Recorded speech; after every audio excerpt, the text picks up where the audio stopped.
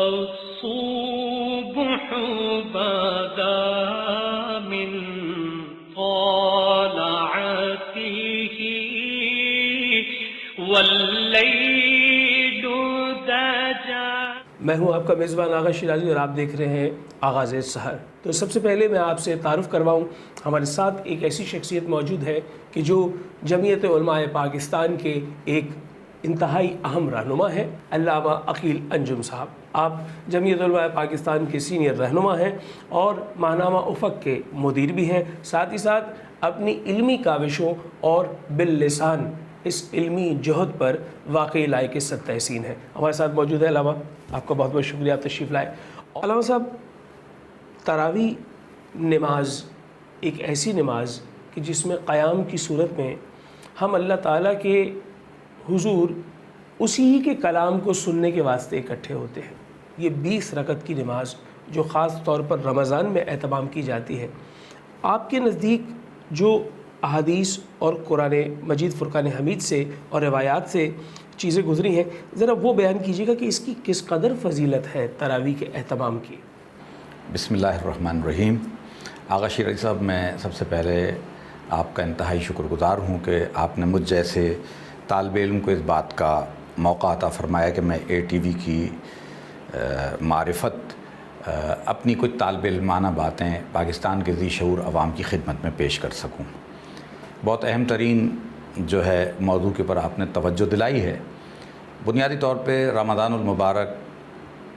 رسول اللہ صلی اللہ علیہ وسلم کی امت کا مہینہ ہے، بلا شبہ، اور اس ماہ مبارکہ کی اہمیت قرآن مجید فرقان حمید میں 2 مقام پر واضح کی گئی۔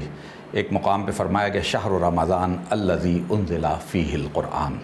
اور دوسرے مقام پر روزے کی فرضیت کا جو اللہ رب العالمین نے اعلان فرمایا، یا ایھا الذین آمنوا کتب علیکم الصیام کما کتب علی الذین من قبلکم لعلکم تتقون۔ تو اس ماہ مبارکہ کی جو اہمیت ہے سال کے 12 مہینوں میں، اس کی اہمیت اس وجہ سے ہے کہ اس ماہ مبارکہ کی ایک مخصوص رات میں اللہ رب العالمین نے قرآن مجید فرقان حمید کو لوح محفوظ سے آسمان دنیا پہ نازل فرمایا، اور اس کو بھی اللہ رب العالمین نے قرآن مجید فرقان حمید میں واضح فرمایا کہ انا انزلناہ فی لیلۃ القدر وما ادراک ما لیلۃ القدر لیلۃ القدر خیر من الف شہر تنزل الملائکۃ والروح فیہا باذن ربہم من کل امر سلام ہی حتی مطلع الفجر۔ اس آیہ مبارکہ کے اندر اللہ رب العالمین نے قرآن مجید فرقان حمید کے نزول اور اس کے اوپر جو روحانی کیفیات ہوتی ہیں اس کا بیان فرمایا۔ ماہ رمضان المبارک کے چونکہ نزول قرآن کا مہینہ ہے، حصول تقویٰ کا مہینہ ہے، تو تقوی کے حصول کے لیے جہاں اہل ایمان پر روزہ رکھنے کی جو دن کے اندر جو ایک مشقت، ایک عبادت اللہ رب العالمین نے فرض فرمائی کہ اس کے ذریعے سے تقویٰ حاصل ہوگا، یہاں پہ مجھے آپ تھوڑا سا اگر آپ اجازت دیں تو میں چند ایک جملے عرض کرنا چاہوں گا کہ اللہ رب العالمین نے جتنی بھی اپنی عبادات رکھی ہیں، ساری عبادات کچھ نہ کچھ کرنے کا نام ہوتا ہے۔ عمل ہے،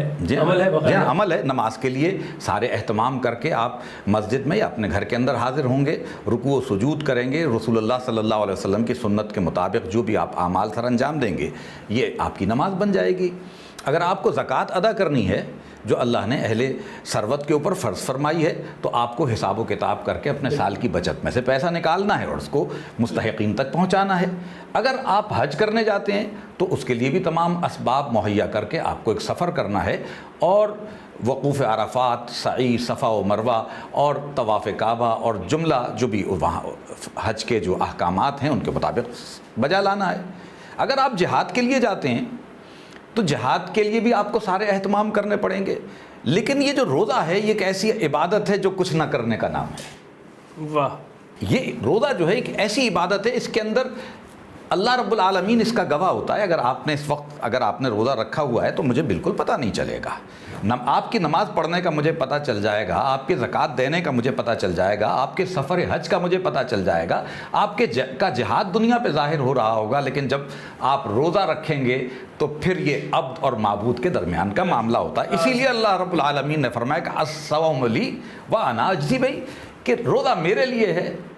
اور اس کی جزا بعض لوگوں نے کہا اس کا ترجمہ محبت سے یہ کیا کہ اس کی جزا اللہ رب العالمین فرماتا ہے کہ میں خود دوں گا، اور بعض مقامات پہ اہل عشق نے کہا کہ رب فرماتا ہے کہ روزے کی جزا میں خود ہوں روزے کی جزا۔ تو ایک تو دن کے اندر حضور صلی اللہ علیہ وسلم نے فرمایا کہ رمضان المبارک ہے کہ من صام رمضان ایمانا و احتسابا فقد غفر له ما تقدم من ذنبه، جس نے ایمان و احتساب کے ساتھ رمضان کے دن میں روزہ رکھا اللہ رب العالمین اس کے تمام گناہوں کو، صغائر کو معاف فرما دیتا ہے۔ تو اسی کے ساتھ ہی حضور علیہ الصلوۃ والسلام نے ارشاد فرمایا کہ من قام رمضان ایمانا و احتسابا فقد غفر له ما تقدم من ذنبه، کہ پچھلے جتنے گناہ کیے ہیں کوئی ایمان والا رمضان کی راتوں کے اندر اگر اللہ کی رضا کے لیے قیام کرتا ہے تو اللہ رب العالمین اس کے تمام سابقہ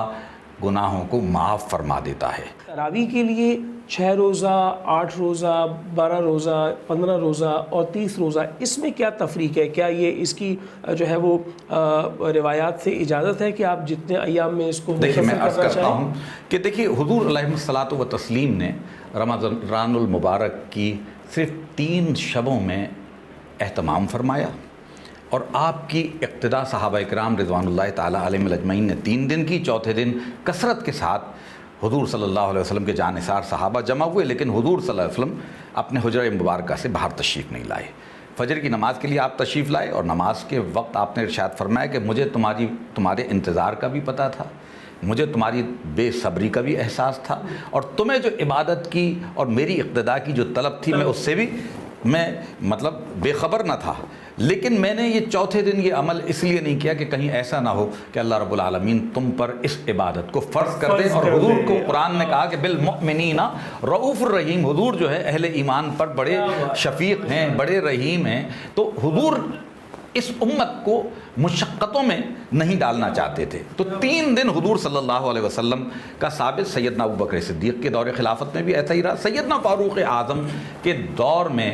سیدنا فاروق اعظم نے جب ملاحظہ فرمایا کہ رمضان کی راتوں کے اندر صحابہ کرام جمع ہوتے ہیں انفرادی طور پر، کہیں یہ جو ہے قرآن کی سماعت ہو رہی ہے اور نمازیں پڑھی جا رہی ہیں، کہیں اجتماعی طور پہ کی جا رہی، تو سیدنا فاروق اعظم نے اس کو منظم فرمایا۔ کیسے منظم فرمایا؟ سیدنا ابی بن کعب، حضور صلی اللہ علیہ وسلم کے وہ صحابی جنہیں بعد میں مطلب قرآن کے جمع کرنے کی بھی ذمہ داری کی گئی، قرآن سب سے اچھا پڑھتے تھے، سب سے بہتر آپ کو یاد تھا۔ آپ کی اقتداء میں آپ نے کہا کہ اب یہ جو عبادت ہے، جو راتوں کو بیدار بھی رہنا ہے، یعنی گویا حضرت ابی بن کعب جو ہے وہ پہلے امام ہوئے تراویح کی، اور 20 رکعتوں کے اندر اس نماز کو پڑھا جائے گا۔ تو سیدنا ابی بن کعب کی امامت کے اندر، آپ کی قیادت کے اندر سیدنا فاروق اعظم کے حکم سے یہ باقاعدہ یہ سلسلہ جاری ہوا۔ یہاں ایک بات اور سمجھ لیجئے کہ جو قرآن مجید فرقان حمید ہے، یہاں میں یہ بات بھی عرض کر دوں کہ ماہ رمضان محض نزول قرآن کا مہینہ نہیں ہے، بلکہ جتنی بھی الہامی کتب ہیں اللہ رب العالمین نے اس ماہ مبارکہ کی تقریباً تاخراتوں میں یا اس سے کچھ قبل ان کو نازل فرمایا، انجیل، توریت، زبور کو اور دیگر صحائف جو ہیں ان کو نازل فرمایا۔ اس مہینے کی یہ بھی اہمیت ہے۔ دیکھیے جتنی آپ بھی ماشاءاللہ ایک محقق ہیں اور آپ کے مطالعے کے اندر بھی بہت ساری چیزیں رہیں، ہمارے سامنے اولڈ ٹیسٹمنٹ کی صورت میں، نیو ٹیسٹمنٹ کی صورت میں، عہد نامہ قدیم، عہد نامہ جدید اور تلمود کی صورت میں بنی اسرائیل پر نازل ہونے والی کتب موجود ہیں۔ کرسچینٹی جس کتاب کو الہامی کتاب کہتی ہے، یہودی جس کتاب کو اپنی الہامی کتاب کہتے ہیں، وہ ہمارے سامنے موجود ہیں۔ لیکن آپ صرف زیادہ دور نہ جائیں، 2-4 ایسے مراکز میں چلے جائیں اور وہاں سے ان کتابوں کو آپ حاصل کریں گے تو آپ کو ان کا ٹیکسٹ مختلف نظر آئے گا۔ بالکل ایسا ہی انجیل، توریت، زبور اور جو اس کے ساتھ جو ملحقہ کتابیں ہیں ان کا ٹیکسٹ مختلف نظر آئے گا۔ لیکن قرآن مجید فرقان حمید کو اللہ رب العالمین نے یہ اعزاز عطا فرمایا کہ اِنَّا نَحْنُ نَزَّلْنَا الذِّكْرَ وَإِنَّا لَهُ لَحَافِظُونَ، اس قرآن کو، اس ذکر کو ہم نے نازل کیا ہے اور اس کی حفاظت کی رسپانسبلٹی بھی ہماری ہے۔ کسی اور کتاب کے لیے اللہ نے یہ نہیں فرمایا۔ حضور کی شریعت اور حضور کے اوپر نازل ہونے والے اس قرآن کو کی حفاظت کی ذمہ داری اللہ رب العالمین نے لی۔ اور یہ قرآن کیا ہے؟ قرآن خود بتاتا ہے کہ میں کیا ہوں۔ रब कायनात फरमाता है कि लौ अंज़लना हाज़ल कुरान अला जबलिन लरअयतहु खाशियम मुतसद्दिम मिन खशियतिल्लाह, अगर इस कुरान को हम पहाड़ों पे नाजिल करते तो इसकी खशियत से, इसके जलाल से वो पहाड़ रेज़ा रेज़ा हो जाते। लेकिन कुर्बान जाइए, अल्लाह रब्बुल आलमीन ने इस कुरान को अलम नशरह लका सदरक वाले सीने पे नाजिल फरमाया। वो जो रहमतुल लिल आलमीन, वो कुरान जो पहाड़ों को रेजा रेजा कर दे, लेकिन जब आईना क़ल्ब मुस्तफ़ा से उतर कर ईमान वालों के क़ल्ब तक पहुँचता है तो सरापर रहमत बन जाता है। क्या बात है अलामा साहब। इसी बात को मैं बढ़ाते हुए ये ज़रूर कहूँगा कि नाज़रीन, यकीनन बहुत सारी ऐसे दलाइल मौजूद हैं कि कुरान मजीद फ़ुरक़ान हमीद को किस तरह अल्लाह ताला ने महफूज बनाया दूसरी इल्हामी किताबों के मुकाबले में, क्योंकि अल्लाह ताला ने ये ख़ुद वादा किया। तरावी के साथ साथ मैं चाहूँगा अलामा साहब, एक सिलसिला है कि हम ताक रातों में जो है इबादत करते हैं, उसके नवाफिल भी बयान किए गए हैं, उन इबादत का सलीका भी बताया गया है, और साथ ही साथ ये कहा गया है कि इन ताक रातों में शब कदर को तलाश करो। तो इस हवाले से क्या बयान फरमाएंगे? पहले तो मैं थोड़ा सा अपनी पिछली बात को मुकम्मल करना चाहूँगा कि देखिए, आपने जो सवाल किया था कि ये 6 रोज़ा और 6 रोज़ा और 10 रोज़ा तरावी जो हैं, बेशक ये कुरान का इसमें दौर भी होता है और समाअत भी होती है, लेकिन इसमें लोगों ने अपने लिए कुछ आसानियाँ ढूंढ रखी हैं। किसी चीज़ को हम समझ ना लें तब तक क्या उसकी लज्जतें हम ले सकते हैं? कतन नहीं। अगर हम शॉर्टकट में वो कुरान जिसकी तरतीब ही ऐसी है कि इसे 27 दिन के अंदर तरतीब के साथ ख़त्म किया जाएगा, उसको अगर हम 3 दिन में ख़त्म करने की कोशिश करें, 7 दिन में ख़त्म करने की कोशिश करें, तो ये कुछ हम इबादत की लज्जतें हासिल कर लेंगे, कुछ ना कुछ कर लेंगे, लेकिन जो तलज़्ज़ुज़ अल्लाह रब्बुल आलमीन ने इस तसलसल के अंदर और बाकायदगी के अंदर रखा है, वो तलज़्ज़ुज़ तक हम नहीं पहुँच सकते। मैं बहुत शुक्रगुज़ार हूँ अल्लामा सैयद अकील अंजुम कादरी साहब आप